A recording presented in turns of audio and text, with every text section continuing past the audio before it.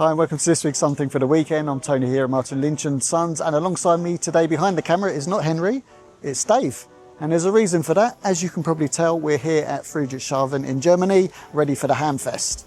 And what a trip it's been so far. We travelled down from Zurich, did a bit of operating, a bit of 10-metre mobile, and we had a great time, I'll be honest. It was a lovely journey down, took the ferry across the lake, went into the Ham Fest yesterday, had a good walk around, and today is Saturday, and we're going to go around, see a few of the exhibitors, see what's on offer, see what if there's anything new basically. I know Icom ID-5200 is here, so we will be checking that out, but it's going to be interesting. Let's see what's on offer.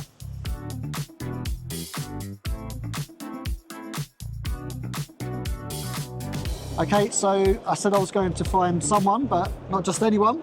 So we've got Ray Novak here from Icom. How are you, Ray? And doing well, yourself? Oh, yeah, very good, thank you. Enjoying the show, so yeah. Oh, same here. This has been a fabulous show. Yeah, it's been very good. So we wanted a little bit of an update on the 5200 basically, and I wondered if you could run us through some of the features, what we can expect. We've got a lot of pre-orders. Oh, that's great to hear that there's a lot of pre-orders. It's going to be, I think it's going to be one of our best dual band mobiles that we have. Some of the forward-thinking features with it having Bluetooth, Wi-Fi. One of the major comments about the 5200, I'm sorry, the 5100, was at night it was too bright in the auto. Yeah. So what I will show you is there's a light sensor now on the radio. Brilliant. Now to really be able to see it, we'll come here to the menu, set mode, display, auto brightness, the auto adjustment. That's great. So that is going to be a great brand. To me, that's one of the exciting features that really does not get a whole lot of talk about, but people will notice it first thing when they put it in the vehicle. Once it's in use. Now, we had a quick look on this yesterday, and I saw it's got a nice active scope as well. Yes. Does that work across both bands if you're running dual mode? Or? You can have one on both sides. So there it is on both. Perfect. Yep. Simultaneously. Or you push and hold the main, and it will go to one large one. That's nice. And you can quickly switch it. Straight over this to the is other only bands. the definition. So this is where you get to really see all the colors that are available on it. We had a gentleman at Dayton do a photo transfer between a 5100 to the 5200, and it was beautiful. Yeah. So it was full color on that display. I was going to say, with regards to the photo transfer, are you taking that from Wi-Fi from a phone and then transferring? You like with the 5100, it would be Bluetooth to the radio to control it with the app, and then it would transmit in DV mode over here and display it on this one. Perfect. The 5100, because of being monochrome, would not show it. Yeah. But the 9700, the ID-52 Plus, that would have the color display. Okay. Yeah, it's good to know. Oh, and also the 705. Yeah. I love the 705, so that's a good thing. And I take it, as before, you've got the localized repeater lists and stuff like that running through the GPS as standard. Form factor. Form factor. Slightly smaller. It is slightly smaller. To judge whether... But when you look at the two, and even just to do main comparison here, the characters are smaller, but that's the same size display that's in the 705. Okay. But even with the characters being smaller, I think the color, the contrast makes it easier to see. It does, yeah. And the blackness as well of the screen. Everything is really crisp. I mean, I'm not sure if it shows through on the camera enough, but the contrast on there is beautiful. It really is. I've noticed that through the Icom range as it's progression of the screens. It's getting better and better and better. Yes, and even looking at some of the other radios like the 2730, that color display, I like that so much better. Yeah, that's been a good seller in the UK because it's just that clear, crisp, easy to use. Yes. I can see with the 5200 it's going to be the same. Anything that we kind of, I know you showed us the dimming part, which I'll be honest, I wasn't aware about, so that's great. Anything else that's going to the Wi-Fi capability with the radio to now give you access point mode as well as terminal mode in the radio.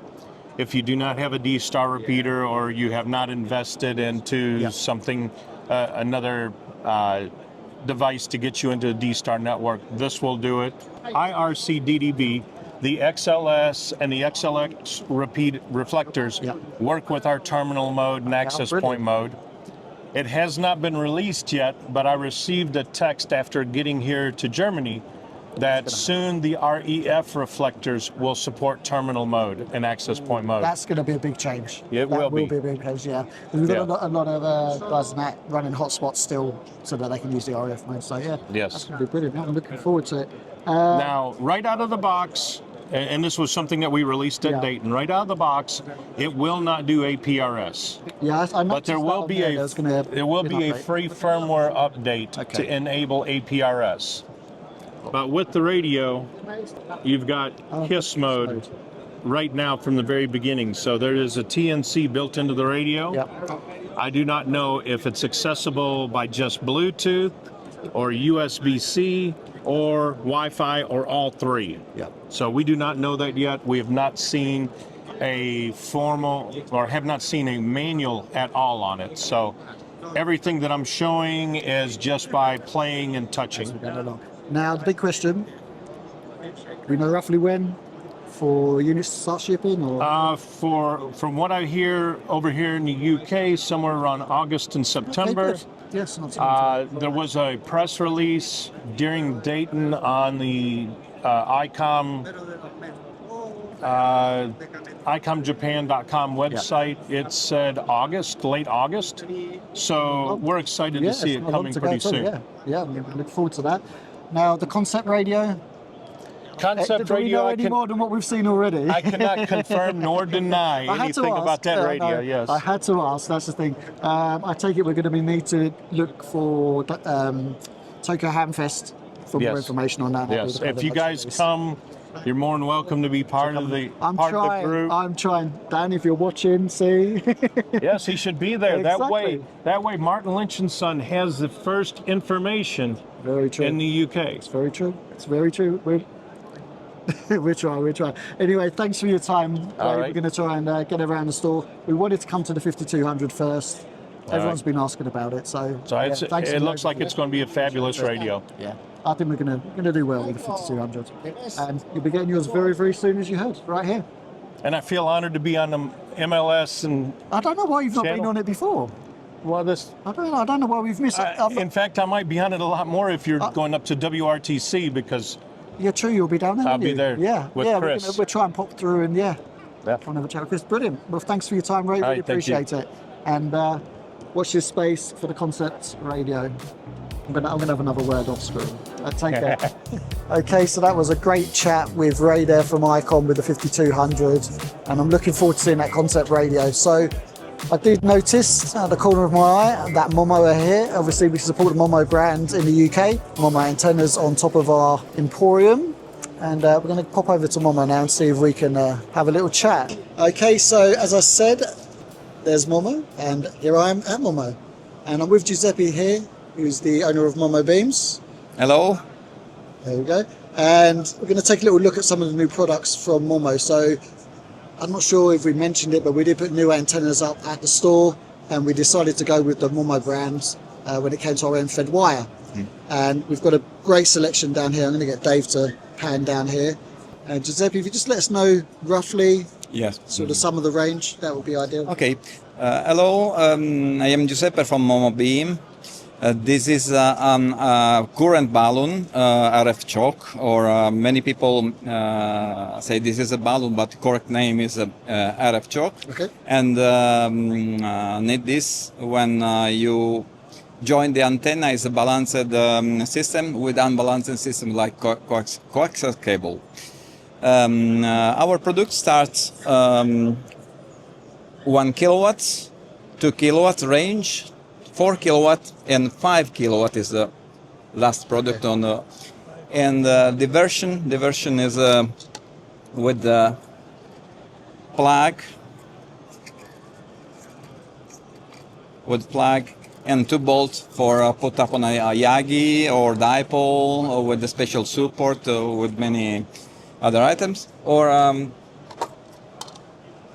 is the same product inside, but have plug and plug. Okay. It's possible to use this also inside the shack for reduce the noise, or if you have a long cable, it's possible to put another inside the shack for reduce the common mode currents. This is very dangerous for the station. So that's a good thing in the UK. We suffer with a lot of noise, and it's not something that we kind of look at every day. So this is a good thing that we can start advertising. Okay. And then you've got your beautiful range here of end-fed wires. Oh, okay. Like I said, we run the end-fed wires at the store now. Yes. It's been perfect, absolutely perfect, and the construction's beautiful. We can thanks. see from the other items that. So the quality. Yes, the range of the end feed is the range of power is 100 watt, 300 kilowatts, and now we work also for 1050 watts or 2000, but it's on needed to test for before to put on market. And we cover the band to 10 to 40 with without coil, and with coil is 13 meter long. I don't remember in feet. Sorry. That's fine. Or without coil is 20 meter long. Okay, perfect. Yeah. Which is good for the average UK garden. That's pretty yes, good. Yeah, yes. It's good size. Well, listen, thank you for your time, Giuseppe. Really appreciate it. Thank you. So no, thank you very much. And as I said, we run the Momo at the store. So if you want to come down and have a listen to the antenna, you're more than welcome. Come down and try it out.